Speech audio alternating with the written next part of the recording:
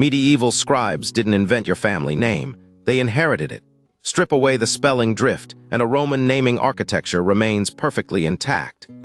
These linguistic fingerprints survived the barbarian invasions not through magic, but through bureaucratic inertia. Take the ending of your own name. That final syllable is an administrative stamp, preserved through papal decrees, feudal registries, and trade logs. We are looking at a direct line to the Latin alphabet, not a medieval invention. But the real mechanism only emerges when you stop reading names as words and start reading them as contracts. Scratch the surface of Naples and Sicily's endings, and you hit bedrock. This isn't regional coincidence. It's the archaeological footprint of the Roman client system, where provincial families adopted their patron's praenomen for legal protection. When the empire collapsed, those helper families kept the suffix to signal old alliances. The name became a shield, then a badge, then a legal requirement under later monarchies. You are reading a feudal contract written in syllables. And that contract gets tested when southern Italy faces its first mandatory census. When late 15th century southern Italian registries began standardizing records, spelling fractures became legal evidence. Before that cutoff, a single lineage could be recorded under 3 different spellings depending on which tax collector handled the ledger. The eto diminutive, for example, originally signaled a younger son or a secondary branch that hadn't inherited the main estate. Over time, those secondary branches multiplied, carrying the diminutive into new villages. The suffix survived because it solved a succession crisis. Yet a single diminutive ending quietly solves a much older inheritance problem. Valenti doesn't translate to handsome. It translates to discharged. The name traces directly back to the Latin valens, meaning strong or healthy, a status marker used by Roman soldiers who earned land grants after serving in the legions. When veterans retired to the provinces, they passed that honorific to their children as a permanent family identifier. Centuries later, the Catholic Church would canonize several saints with that exact root, accidentally preserving a military legacy in church records. You are holding a discharge paper from an ancient legion. And that military honor survives canonization, but only until the Napoleonic codes rewrite civil law. Trace uci westward, and you'll find an Etruscan peace treaty carved in syllables. The suffix didn't originate in Florence. It emerged in the borderlands before Rome absorbed the territory.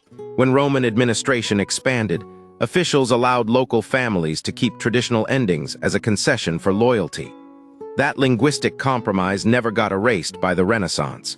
Instead, it calcified into a regional marker, surviving centuries of shifting borders and papal taxes. The name carries a political negotiation, not a craft tradition. Though that linguistic compromise gets forced underground when borders shift south. Split the peninsula by a single vowel, and feudal estates surrender to Greek colonies. Zoom out far enough, and you see the entire Italian divide dictated by one sound.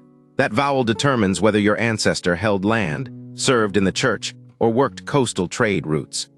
The northern A endings often trace back to feudal estate names, while southern variants point to Greek colonial outposts that never fully surrendered their alphabet. Scholars still debate which suffix arrived first, but the pattern is undeniable. Your last name is a geographic coordinate disguised as a word, where a single vowel sound becomes a geographic coordinate until industrial migration scrambles the map. 1806 didn't just change paper trails. It amputated noble particles across a unified Italy. When Napoleonic codes forced mandatory civil registration, thousands of families were officially stripped of their aristocratic prefixes. The div vanished from records, leaving only the root name. Yet the root still carries the weight of the old estate.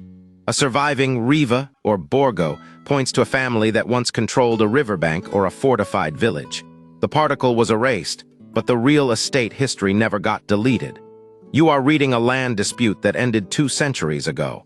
But erasing a particle doesn't erase the deed to the land, which resurfaces during unification. Factory smoke in 1861 didn't erase the suffix. It weaponized it. When peasants moved to Rome, Milan, or Turin for industrial work, they didn't change their names. They kept the suffix that proved their origin, using it as a social credential in crowded cities. The name became a ticket to credit, a way to prove you came from a recognized lineage rather than a transient labor camp. The suffix is not decoration. It is a survival strategy. Yet a factory town's survival strategy relies on a much darker bureaucratic shift in the 1920s. Mussolini's 1925 decrees didn't rewrite bloodlines. They exposed buried compromises. Forced Italianization policies banned foreign-sounding names in conquered territories, renaming dozens of villages overnight. Families with Greek, Slavic, or Arabic roots were ordered to adopt Latinized versions. Some complied, creating entirely new surnames. Others hid behind older Roman-rooted names that matched the new bureaucracy. The policy fractured thousands of family trees, but the surviving Roman patterns remained untouched. The administration changed the rules, but the bloodline kept the old password, while surviving families cling to an older Roman-rooted password, proving that ancient labor never rusted. Ferrari doesn't sell sports cars. It sold iron to the Republic. The name points directly to the Roman Faber Ferrarius, the master blacksmith who forged tools, weapons, and plows for the local province. Before the industrial age, that craft was the backbone of every provincial economy. The family name survived because the skill was passed down through guild registries, not just oral tradition. The name marks a lineage of builders, not drivers. The metal never rusted out of the family tree.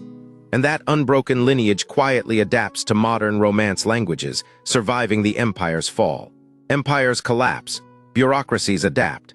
You might think ancient names died with the state, but the opposite is true. Roman naming conventions were so deeply embedded in provincial life that they survived the language shift to modern Romance languages. The suffixes adapted, contracted, and sometimes reversed, but the core structure never broke. Every generation that spoke Italian kept the old markers intact, treating them as invisible rules rather than conscious choices. The state fell, but the paperwork remained. Your family name is a living archive. But if you think the paperwork died with the legions, you've only decoded half the story. Decode the suffix, but leave the crest for tomorrow. The suffixes tell you where your bloodline started, but the heraldic symbols tell you how they survived. Once you decode the naming pattern, the next step is tracing the visual markers that families adopted to prove status during the Renaissance. But surnames are only half the story.